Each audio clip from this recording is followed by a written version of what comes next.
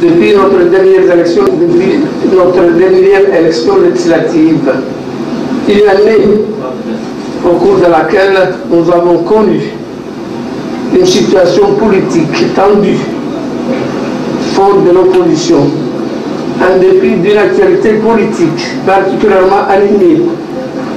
L'institution parlementaire continue d'exercer ses prérogatives constitutionnelles sans empâche ni retard.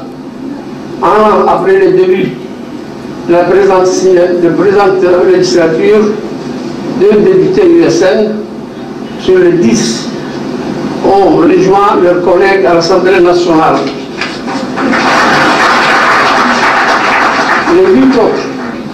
Les 8 autres sont encore retenus en otage par les pseudo-religieux qui les menacent en permanence de ne pas intégrer l'Assemblée nationale.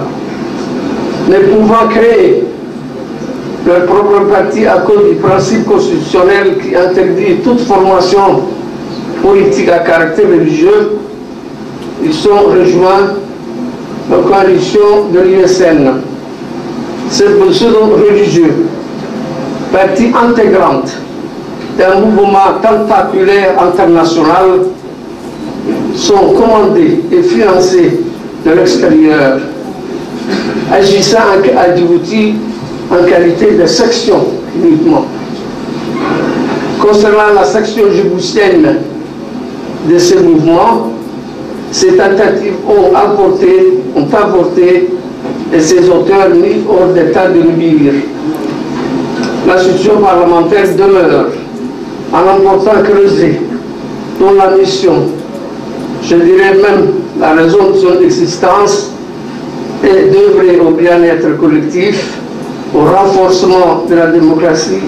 Au menu des activités de cette session figure en premier lieu la déclaration de la politique générale qui nous sera présentée tout à l'heure par le Premier ministre. Cette déclaration sera...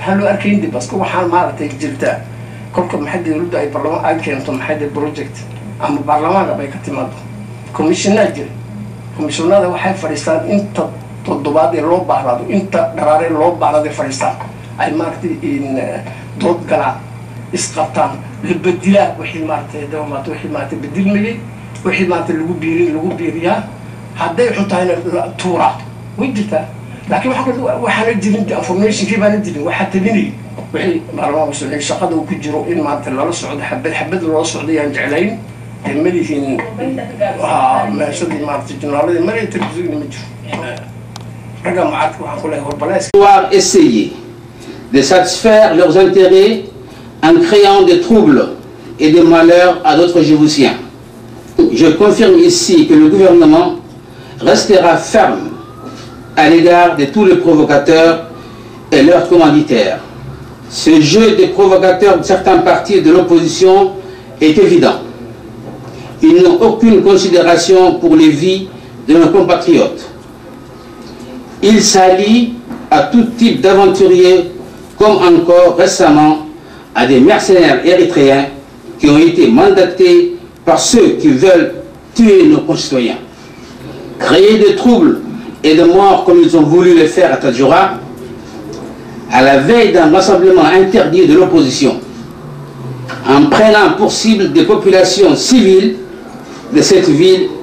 Quand je dis qu'il existe des extrémistes qui ont d'autres souhaits que de participer à un processus démocratique, c'est que leur agenda de négociation le prouve. Dans un de ces agendas était demandé la libération d'un autre mercenaire érythréen d'origine éthiopienne.